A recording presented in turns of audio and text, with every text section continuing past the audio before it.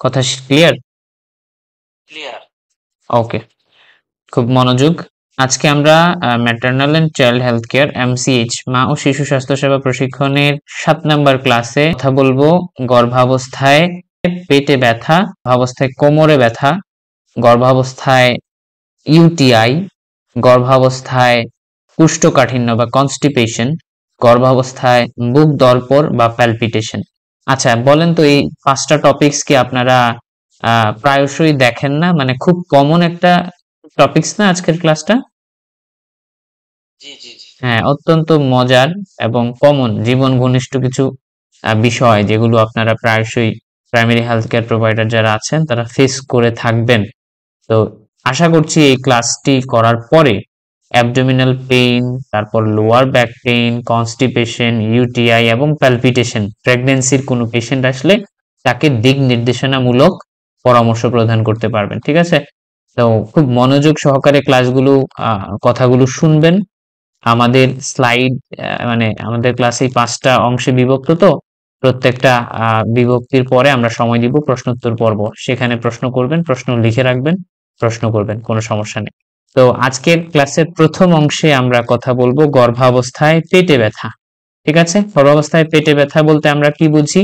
গর্ভাবস্থায় পেটে ব্যথা বলতে আমরা আমরা আক্ষরিকভাবে যে পেট বুঝাচ্ছি সেই পেটে ব্যথা, ব্যথা হওয়াকে বুঝাচ্ছি। ঠিক আছে? এই পেটকে মেডিকেল বা চিকিৎসা পরিভাষা অনুযায়ী বলা হয় অ্যাবডোমেন। ঠিক আছে? কি বলা হয়? অ্যাবডোমেন বা পেট। আর সাধারণ ইংরেজি শব্দ দিয়ে সেটাকে বিশ্লেষণ করতে গেলে সেটা হবে বেলি বা উদর, পেট, এই আর কি। তো পেটকে আমরা পেট বলতে পারি, উদর বলতে পারি। হ্যাঁ, দুইটাই সঠিক, যেটাই বলি কোনো সমস্যা হবে না। আপনাদের পাওয়ার প্রেজেন্টেশনের পিডিএফ এ দেখবেন যে অ্যাবডোমেনের ছবি দেওয়া আছে 3-4 নাম্বার পিডিএফ এর মধ্যে। ওখানে এটা হচ্ছে যে পুরাটা অ্যাবডোমেন। ঠিক আছে? তো এখন এই গর্ভাবস্থায় যদি অ্যাবডোমেনের মধ্যে ব্যথা হয়, পেটে ব্যথা হয়, তাহলে এই পেটে ব্যথার ব্যবস্থাপনা গর্ভাবস্থায় কেমন হবে? তো ব্যবস্থাপনা জানার আগে আমরা ধাপে ধাপে একাডেমিক্যালি জানি যে গর্ভাবস্থায় পেটে ব্যথা এর সম্ভাব্য কি কি কারণ আছে, কেন গর্ভাবস্থায় পেটে ব্যথা হয়। ঠিক আছে? তো গর্ভাবস্থায় সম্ভাব্য পেটে ব্যথা এর কারণ সমূহ জানার আগে আমাদের পেটের কোন অঞ্চলে বা কোন অংশে ব্যথা হচ্ছে সেটা জানাটা অত্যন্ত গুরুত্বপূর্ণ, খুবই দরকার।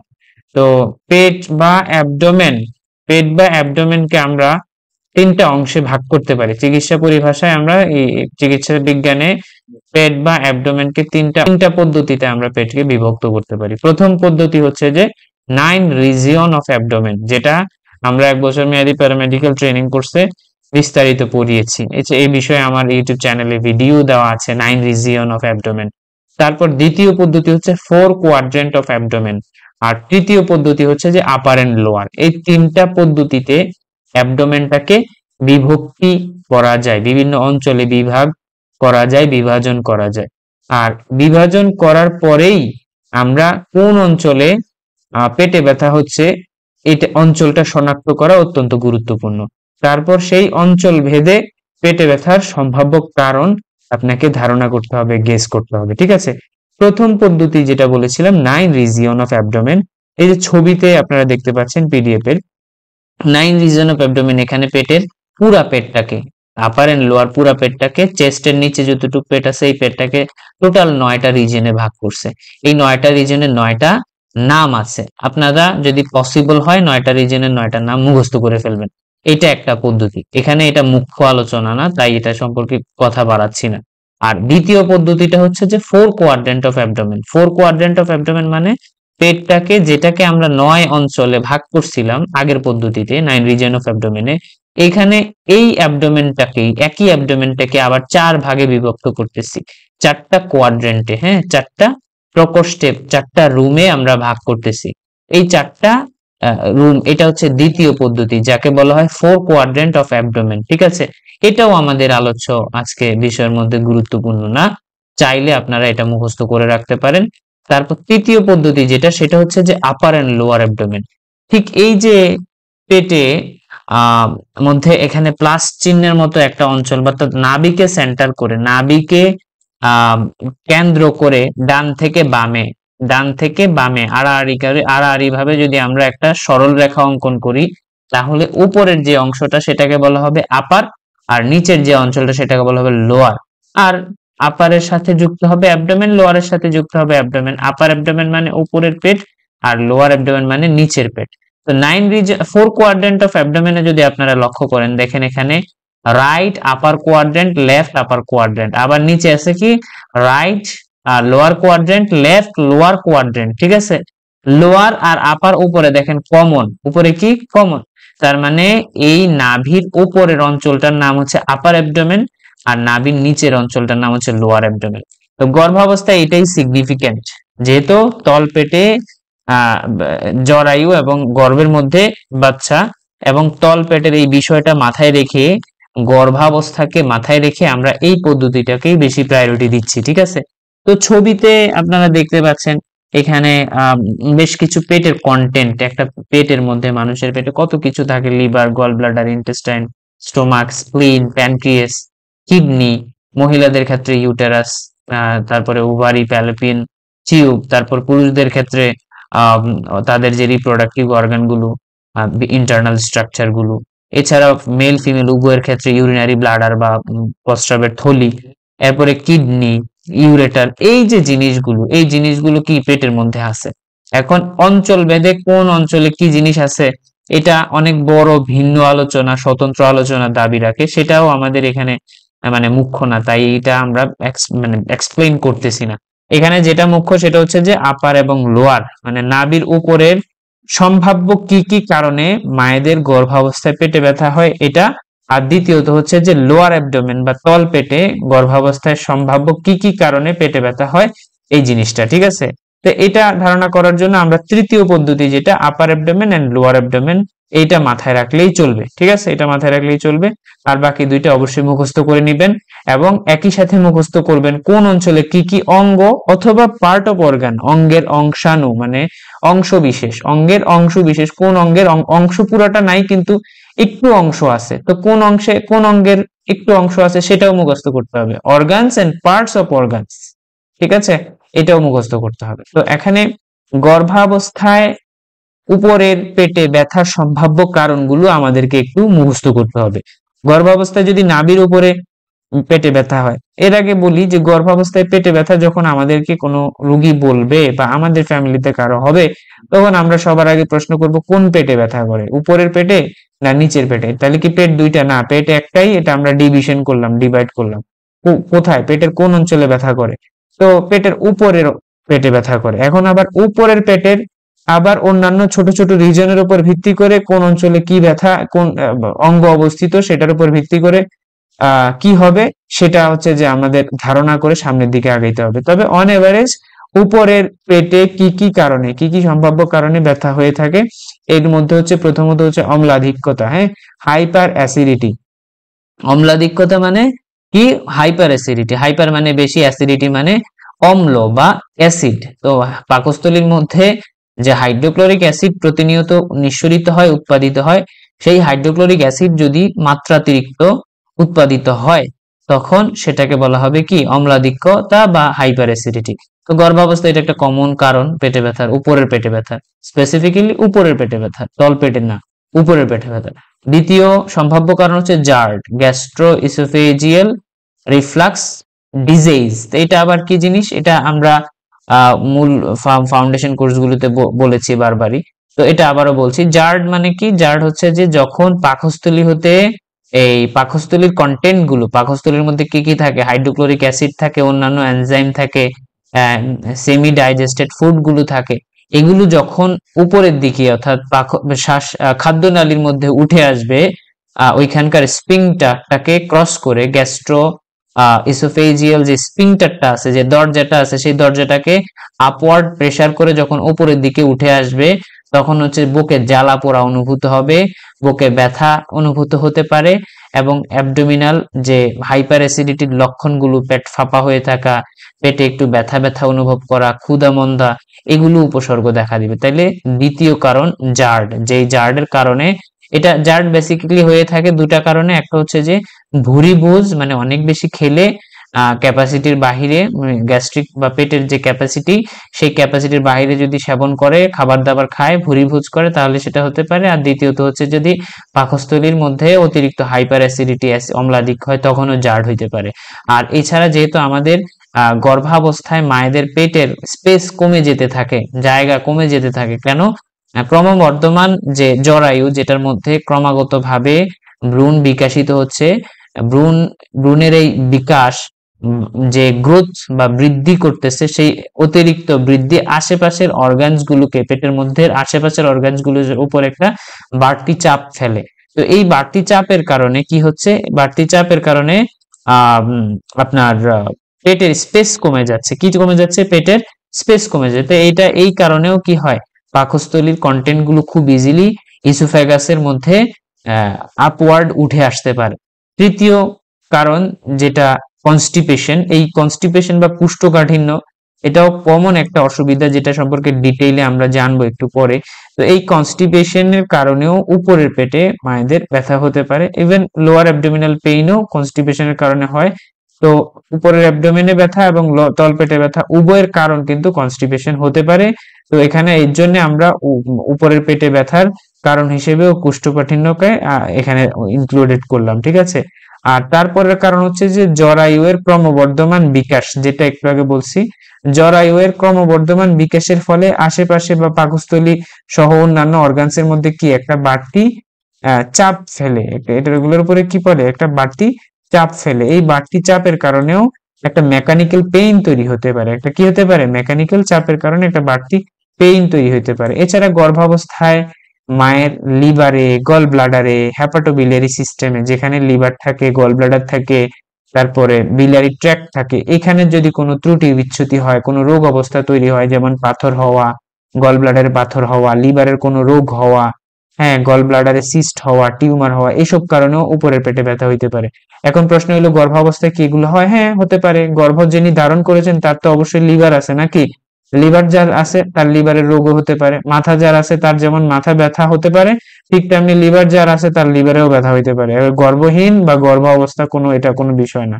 তো গর্ভাবস্থায়ও কিন্তু লিভারের অসুবিধা হইতে পারে, অসুস্থতা হইতে পারে। তারপরে আর কি কারণ আছে? কারণ হচ্ছে যে আহ ঊর্ধ্ব পরিপাকতন্ত্রের আপার ডাইজেস্টিভ ট্র্যাক্ট, উপরের দিকের, মানে পরিপাকতন্ত্র তো একেবারে পায়খানার রাস্তা পর্যন্ত বিস্তৃত।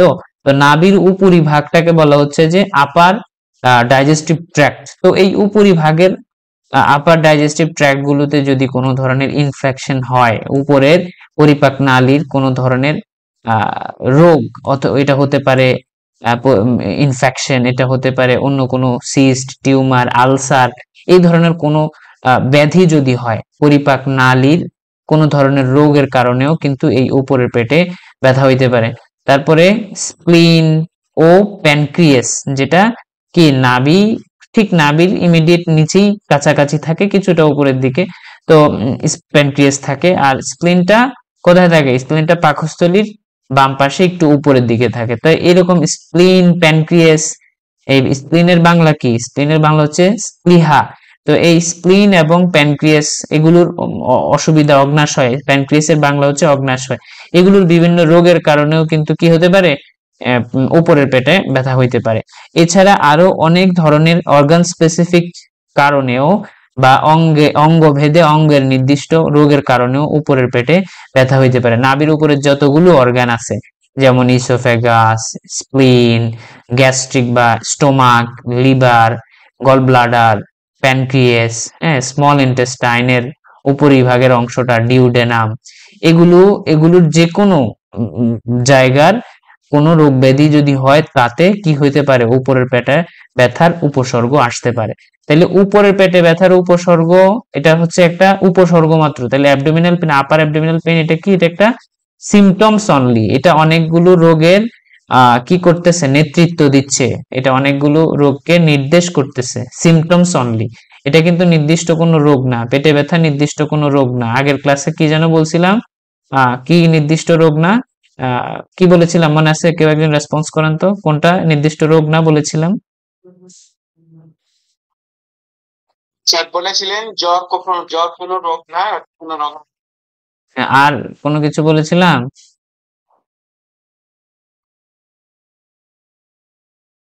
পেন এটাও কোনো নির্দিষ্ট রোগ না।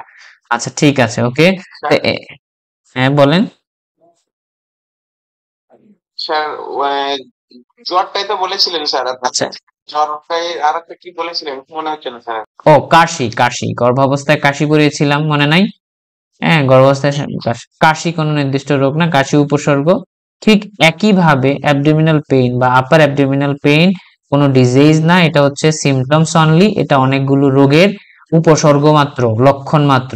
তো যখন তলপেটে উপরের পেটে ব্যথা হবে তখন আমরা স্বাভাবিকভাবে এই কারণগুলো মাথায় রাখবো। হ্যাঁ, তো এখন আনুষঙ্গিক প্রশ্ন করে অন্যান্য লক্ষণ মিলিয়ে আপনাদের প্র্যাকটিসের যে সময়কাল, অভিজ্ঞতার যে সীমা, সেটা যখন আস্তে আস্তে বাড়বে তখন হচ্ছে যে আমরা নিজেরাই এটা স্পেসিফাই করতে পারবো এই সম্ভাব্য কারণগুলোর মধ্যে কোন কারণে পেটে ব্যথা হচ্ছে। যেমন যদি পেটে ব্যথার পাশাপাশি উপরের পেটে ব্যথা আছে, একই সাথে পেট ফুলে আছে, পেটে ফাঁপা ফাঁপা ভাব আছে, বুক জ্বালা পোড়া করতেছে, তখন খুব ইজিলি আমরা ধারণা করে নিব এটা হচ্ছে হাইপার অ্যাসিডিটি অথবা একই সাথে জার্ড, এই দুইটা কারণ দেখে বুঝে নিব। এরপরে হচ্ছে যে যদি কুষ্ঠকাঠিন্য থাকে, খুব কুষ্ঠ, খুবই কষা পায়খানা, ক্ষুধামন্দা আছে, সাথে উপরের পেটে ব্যথা আছে, পেট ফুলে আছে, পাফা আছে, মানে খেতে ইচ্ছে করতেছে না, অ্যানোরেক্সিয়া আছে, তাহলে কনস্টিপেশনের কারণেও এটা কনস্টিপেশনের কারণেই হচ্ছে পায়খানা, মানে তার পেটে ব্যথা হচ্ছে, তখন কনস্টিপেশনের ট্রিটমেন্ট করলে সেই পেটে ব্যথা ভালো হয়ে যাবে। তারপর হাইপার অ্যাসিডিটি জার যদি সাসপেক্ট করেন তাহলে এগুলোর চিকিৎসা করলে, এগুলোর যে ট্রিটমেন্ট আছে সেগুলো ট্রিটমেন্ট করলে ভালো হয়ে যাবে। ট্রিটমেন্ট আমরা পরে বলতেছি, সমস্যা নেই, পেটে ব্যথা রিলিফ হয়ে যাবে। তারপরে ওই যে জরায়ুর ক্রমবর্ধমান বিকাশ যেটা, হ্যাঁ, জরায়ুর কারণে জরায়ু যে বৃদ্ধি পাচ্ছে এবং অন্যান্য অর্গানের উপর প্রেসার ফেলতেছে, সেই প্রেসারের যে একটা ব্যথা তৈরি হবে, মৃদু ব্যথা, এটা কিন্তু থাকবে, এটা মেকানিক্যাল, মানে এটা নর্মাল, এটা ফিজিওলজিক্যাল বা শরীরবৃত্তীয় কারণেই মায়ের হচ্ছে, এটা অন্য কোনো বড় ধরনের রোগ ব্যাধি না যেটা নিয়ন্ত্রণ করতে হবে, বেশি চিন্তিত হইতে হবে। যদি এরকম কিছু হয়, হালকা হালকা পেটে ব্যথা থাকতেই পারে, এটা কোনো বিষয় না। তবে হেপাটোবিলিয়ারি সিস্টেমের কোনো অসুবিধা আছে কিনা, মানে লিভার, গল ব্লাডার, এই সংক্রান্ত কোনো অসুবিধা আছে কিনা, তাহলে আমরা থাকলে কি পাশাপাশি উপসর্গ থাকবে, জ্বর থাকতে পারে এবং পেটের উপরের পেটের স্পেসিফিক্যালি ডান সাইডে, রাইট আপার কোয়াড্রেন্টে, যদি কোয়াড্রেন্টের বিচার বিশ্লেষণ করি, হ্যাঁ, তাহলে রাইট আপার কোয়াড্রেন্টে বা পেটের ডান পাশে উপরিভাগে ব্যথা থাকবে, ব্যথার তীব্রতাটা বেশি থাকবে, সাথে জ্বর থাকতে পারে, ঠিক আছে, পায়খানার একটা ইস্যু থাকবে, হয় ডায়রিয়াল ডিজিজ অথবা হচ্ছে কনস্টিপেশন, এরকম ইস্যু থাকতে পারে। তাহলে এই যখন স্পেসিফিক হবে যে ডান পাশে, পেটের উপরের ডান পাশে, চেস্টের ঠিক ইমিডিয়েট নিচে কিছুটা ভিতরের দিকে তীব্র ব্যথা হচ্ছে এবং জ্বর আছে, ব্যথাটা প্রচলিত যে ব্যথার ঔষধ সেগুলো খেয়েও কন্ট্রোল হচ্ছে না, তাহলে আমাদেরকে একটু চিন্তা ভাবনা করতে হবে যে হ্যাঁ, এটা কি ওই রকম কিনা, লিভারের কোনো প্রবলেম আছে কিনা, যকৃতের কোনো অসুবিধা আছে কিনা, ঠিক আছে। তারপরে আর কি, উপরের পরিপাকের যে কোনো রোগ, উপরের পরিপাক নালীর কোনো রোগ ব্যাধি, তো কোন কোন রোগ ব্যাধি হলে এরকম হতে পারে, উপরের রোগ ব্যাধি হচ্ছে যে যেমন পেপটিক আলসার ডিজিজের কারণে পেটে ব্যথা হতে পারে, তাই না? এখন একজন পেপটিক আলসারের পেশেন্ট কি গর্ভধারণ করতে পারে না? হ্যাঁ, করতে পারে। তো এই জন্য পেপটিক আলসার ডিজিজের সাথে কি সিমটমস থাকবে, অ্যাসোসিয়েটেড সিমটমস গুলো বা আনুষঙ্গিক আর কি কি, তো উপরের পেটে ব্যথা থাকবে, পেটে জ্বালা পোড়া থাকবে, পেট খালি হলে পেটে ব্যথা থাকতে পারে, অথবা পেটে খাবার পড়লে পেটে ব্যথা থাকতে পারে, মানে অ্যাবডোমিনাল পেইনটা রিলেশন থাকবে কার সাথে, খাবার গ্রহণ করার সাথে একটা রিলেশন থাকতে পারে, খালি পেটে ব্যথা করতেছে অথবা খাবার পড়ার পরে ব্যথা করতেছে, পেটের জ্বালা পোড়া অনুভূত হতে পারে, ঠিক আছে, তাও পায়খানার একটা ইস্যু থাকতে পারে, হয়তো বা ডায়রিয়াল ডিজিজ অথবা কনস্টিপেশন, এরকম কিছু থাকতে পারে। তো এভাবে মানে কি পয়েন্ট বা মূল পয়েন্ট গুলোকে ধরে ধরে যদি আমরা করি, তাহলে আমরা মানে মূল কারণটা, সম্ভাব্য কারণটার কাছাকাছি যেতে পারবো। আর যদি প্রচলিত নিয়মে এই যে আমরা যে ট্রিটমেন্ট পড়াবো আপনাদেরকে, এই প্রচলিত চিকিৎসা বা ঔষধপত্র দেওয়ার পরে যদি ব্যথাটা না কমে, তখন আমাদের কাজ কি হবে? তখন আমাদের কাজ হচ্ছে যে রেফার টু স্পেশালিস্ট ডক্টর, বিশেষজ্ঞ চিকিৎসকের কাছে পাঠাইতে হবে। পাঠানোর পরে তিনি তার আদার্স ক্লিনিক্যাল এক্সামিনেশন সহ আদার্স যে ল্যাবরেটরি এক্সামিনেশন গুলো আছে এগুলো শেষ করার মধ্য দিয়ে চেষ্টা করবে খুঁজে বের করার তার কোনো যকৃতের অসুবিধা আছে কিনা, মানে লিভারের অসুবিধা আছে কিনা, অথবা তার প্যানক্রিয়াসের অসুবিধা আছে কিনা, স্প্লিনের অসুবিধা আছে কিনা, তারপরে পরিপাক নালীর কোনো অসুবিধা আছে কিনা সে স্পেসিফাই করবে পরীক্ষা নিরীক্ষা করে, ঠিক আছে।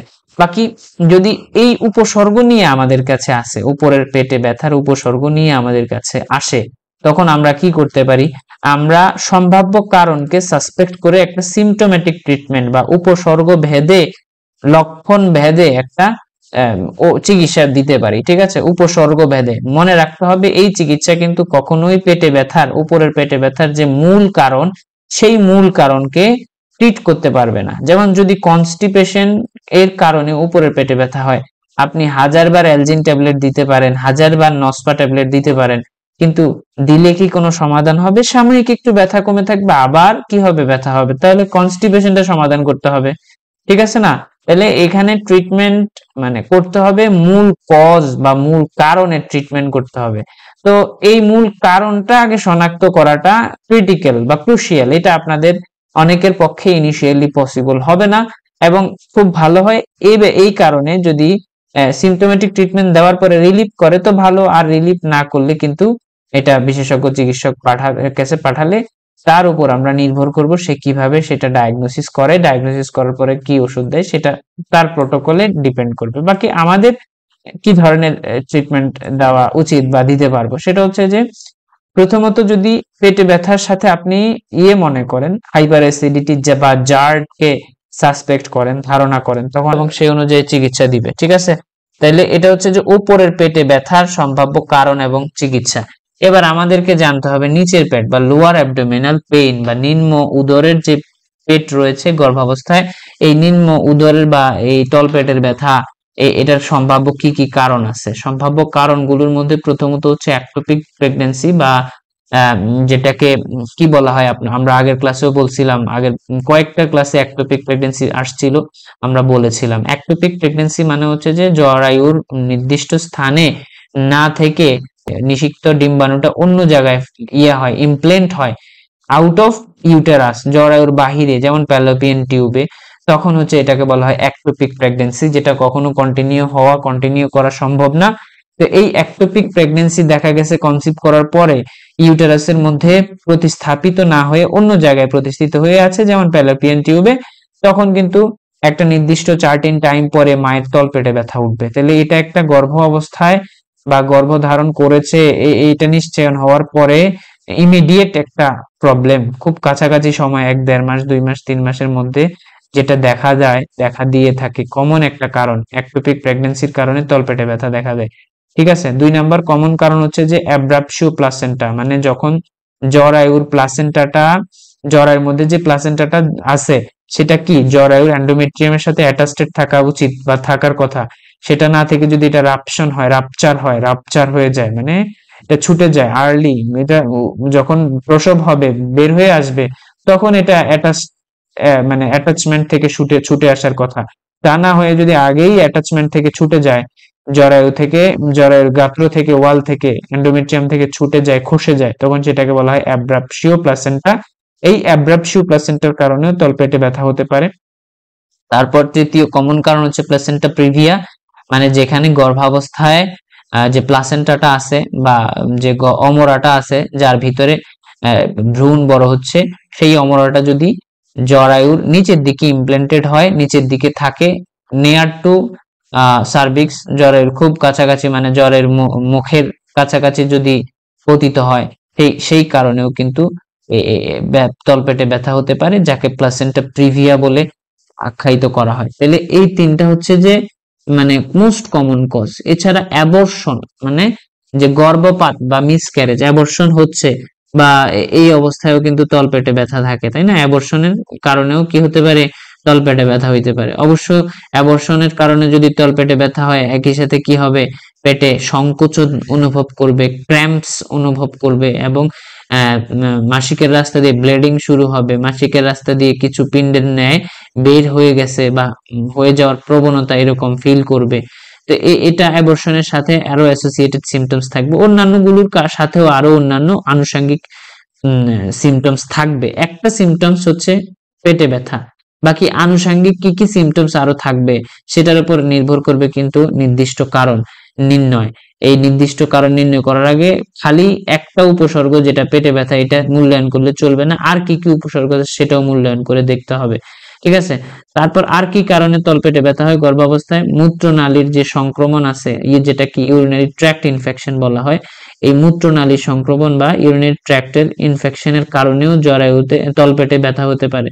এছাড়া জরায়ু যেটা ডেভেলপিং, আন্ডার ডেভেলপিং জরায়ু এর যে ক্রমবর্ধমান বিকাশ বা প্রসারণ, সে যে বৃদ্ধি পাচ্ছে ধীরে ধীরে, এই বৃদ্ধির ফলে তার মাসকুলার ডাইলেটেশন হচ্ছে, মাসেল গুলো প্রসারিত হচ্ছে, টেন্ডন লিগামেন্ট গুলো প্রসারিত হচ্ছে, যে কারণে এই বিকাশের কারণে, ক্রমবর্ধমান বিকাশের কারণে কি হয়? তলপেটে ব্যথা হইতে পারে। ঠিক আছে, এছাড়া আরো পরিপাক নালীর যে পরিপাক নালী আছে, সেই পরিপাক নালীর নিম্ন অঞ্চলের মানে এটা আপনার পরিপাক তন্ত্রের অসুস্থতা, নিচের অসুস্থতার কারণে হইতে পারে। যেমন পরিপাক তন্ত্রের নিচের দিকে কি আছে? মোস্ট কমন হচ্ছে যে অ্যাপেন্ডিক্স, হ্যাঁ, যেখানে অ্যাপেন্ডিসাইটিস হয়ে থাকে। তো এই পরিপাক নালীর নিচের এই অসুবিধাটা যেটা অ্যাপেন্ডিসাইটিস, এটাও যদি হয় তাও কিন্তু তলপেটে ব্যথা হইতে পারে। তার মানে গর্ভাবস্থায় তলপেটে ব্যথা যে সবসময় গর্ভাবস্থার সাথে সম্পৃক্ত থাকবে তা না, অন্য কারণেও কিন্তু তলপেটে ব্যথা হইতে পারে। স্পেসিফিক্যালি তলপেটের ডান পাশে নিচের দিকে এটা কি বলে, রাইট আইলিয়াক ফোসা, এই অঞ্চলে ব্যথা হবে, যেটাকে আমরা বলি ম্যাকবার্নিস পয়েন্ট টেন্ডারনেস। তো এই রাইট আইলিয়াক ফোসাতে ডান পাশে নিচের দিকে ব্যথা হবে কখন? অ্যাপেন্ডিসাইটিস হলে। তো এইসব কারণেও কিন্তু তলপেটে ব্যথা হইতে পারে। এছাড়া আরো বিবিধ কারণে তলপেটে ব্যথা হতে পারে গর্ভাবস্থায়।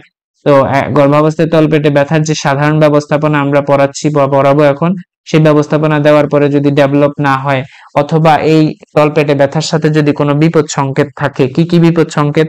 যেমন ধরেন তলপেটে ব্যথা আছে, মাসিকের রাস্তা দিয়ে ব্লিডিং আছে, কম হোক বেশি হোক, ফোটায় ফোটায় হোক, ব্লিডিং এর কোনো ইতিহাস আছে।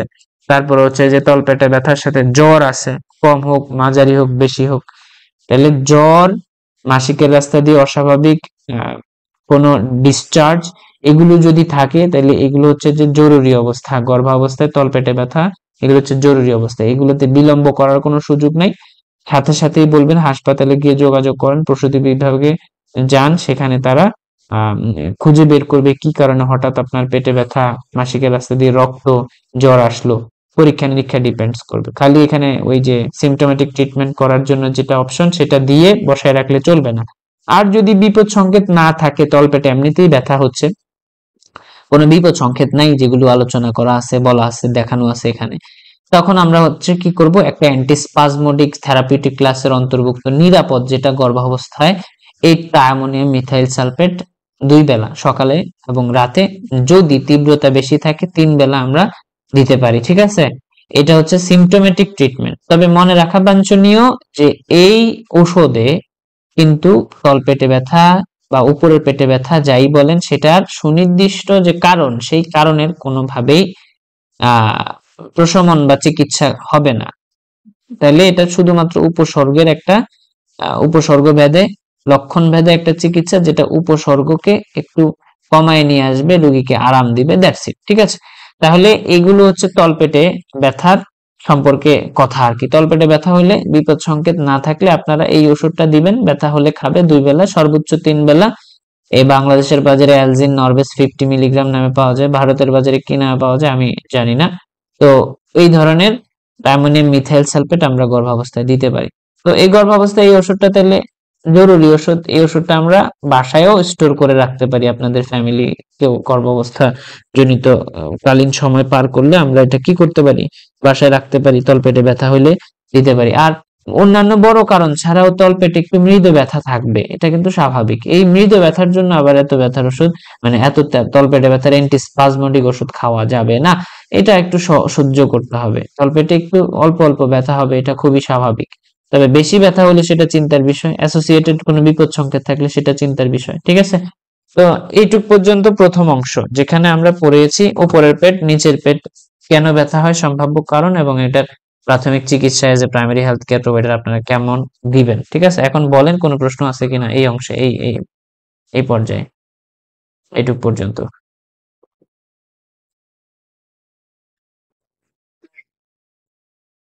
বলুন। প্রশ্ন হচ্ছে যে স্যার, যে আপনার প্রোটিন প্রাণ ইনহিবিটর স্যার যে আমরা দিলাম, এটা কোন ফার্স্ট ট্রাইমেস্টারে না সেকেন্ড ট্রাইমেস্টারে না থার্ড ট্রাইমেস্টারে স্যার এটা ব্যবহার? এই চিকিৎসাগুলো সকল ট্রাইমেস্টারে নিরাপদ। যে চিকিৎসা দেওয়া হয়েছে সেই চিকিৎসাগুলো সকল ট্রাইমেস্টারে নিরাপদ। প্যান্টোপ্রাজোলও নিরাপদ। প্রোটন পাম্প ইনহিবিটর হিসেবে প্যান্টোপ্রাজোলও দেওয়া যাবে, কোনো সমস্যা নেই। স্যার তাহলে ওমিপ্রাজল, এসোমিপ্রাজল এবং তিনটাই স্যার নিরাপদ, জি। স্যার এখানে আরেকটা প্রশ্ন, এখানে যেহেতু উল্লেখ করা আছে, আমি একটা উল্লেখ করি স্যার, যেহেতু মিল্ক এন্ড ম্যাগনেসিয়া যেটা স্যার ওই যে সিমিসোকন আর আছে স্যার, ম্যাগালরেট, জি। জি জি স্যার, অ্যালুমিনিয়াম হাইপোক্লোরিয়াম এবং ম্যাগনেসিয়াম এর সাথে যে সিমিথিকন আছে স্যার, জি। আমাদের সাথে যে স্যার এটা আর হচ্ছে যে ল্যাকটোলোজ না হলে দেওয়া যাবে। আর কারো প্রশ্ন নাই? সামনে বাড়াবো? স্যার সামনে বাড়ান স্যার, প্রশ্ন নাই। ওকে, কথা বোঝা যাচ্ছে? সহজ লাগতেছে কিনা একটু বলেন। সহজ স্যার বোঝা যাচ্ছে, স্যার বোঝা যাচ্ছে। দ্বিতীয় অংশে আমরা কোমরে ব্যথা পড়বো, ঠিক আছে? গর্ভাবস্থায় দ্বিতীয় অংশে আমরা পড়বো হচ্ছে যে কোমরে ব্যথা, যার চিকিৎসা পরিভাষা হচ্ছে যে লোয়ার ব্যাক পেইন। লোয়ার প্রাসঙ্গিক প্রশ্ন করেন, যেখানে হার্ট অস্বাভাবিকভাবে স্পন্দন করতে থাকে, বিট করতে থাকে। একটা হার্ট প্রাপ্তবয়স্ক মানুষের ক্ষেত্রে প্রতি মিনিটে 60 থেকে 90 বিটস পার মিনিট, মানে প্রতি মিনিটে 60 থেকে 90 বিটস বা 90 বার, 60 থেকে 90 বার সে স্পন্দন করবে। হৃদস্পন্দন তাইলে মানুষের স্বাভাবিক সীমা কত? 60 থেকে 90 বার প্রতি মিনিটে। এখন যদি 90 এর উপরে ওঠে, 95, 100, 105, 110, তখন এটাকে আমরা বলি ট্যাকিকার্ডিয়া। আর যদি এই হৃদস্পন্দন মিনিটে 60 এর নিচে নেমে যায়, 55, 50, 45 হয়, তখন এটাকে আমরা বলি ব্র্যাডিকার্ডিয়া। ব্র্যাডি মানে কমে যাওয়া, কার্ডিয়া মানে হার্ট রেট। হ্যাঁ, তাহলে ব্র্যাডিকার্ডিয়া মানে বুক ধড়পড়, বা না তার বিপরীত, মানে হার্টের স্পন্দন কমে যাওয়া। আর ট্যাকিকার্ডিয়া মানে হার্টের স্পন্দন বেড়ে যাওয়া স্বাভাবিকের চেয়েও। তো গর্ভাবস্থায় এমনিতেই মায়েদের একটু ফিজিওলজিক্যাল কারণে গর্ভাবস্থায় বুক ধড়পড় একটু ফিল করে বেশি। তারপর অন্য কারো প্রশ্ন আছে? স্যার স্যার প্রশ্ন ছিল স্যার, হ্যাঁ, এখানে একটা অতিরিক্ত আর কি, যেমন আপনি বললেন কয়েকটা যে ইসিজি, কিছু রক্তের পরীক্ষা, অ্যানিমিয়া পরীক্ষা, এগুলো করলেই সিবিসি কমপ্লিট ব্লাড কাউন্ট। আর খালি হিমোগ্লোবিন চেক করতে চাইলে শুধু এইচবি পার্সেন্টেজ লিখে দিতে পারেন। তাহলে আমরা এখানে পরীক্ষা কয়টা পেলাম? ইসিজি, এইচবি পার্সেন্টেজ, সিবিসি যেটার পূর্ণরূপ কমপ্লিট ব্লাড কাউন্ট, তারপরে আমরা টিএসএইচ থাইরয়েড স্টিমুলেটিং হরমোন, এরপরে T4, T3 এগুলো চেক করতে, এই টোটাল পরীক্ষাগুলো করে থাকতে পারেন, ঠিক আছে? থাকেন। ভালো আছেন স্যার? এই তো ভালো আছি। কি খবর, কেমন বুঝতেছেন কিনা? কোনো প্রশ্ন নাই তো? জি স্যার, আমি একটু। তাহলে কারো কিছু বলার আর নাই, উই ক্যান গেট লিভ। আল্লাহ হাফেজ, ভালো থাকেন সবাই, ঠিকমতো পড়াশোনা করেন। আমি এই যে এখনই ক্লাসের লেকচার শিটের পিডিএফ পাঠিয়ে দিচ্ছি, আপনারা এটা আবার বারবার পড়ে নেবেন। ক্লাস রেকর্ডেড হয়েছে আশা করছি, ক্লাস আপলোড করে দিব ইনশাআল্লাহ। ভালো থাকেন, হ্যাঁ, আসসালামু আলাইকুম ওয়া রাহমাতুল্লাহ।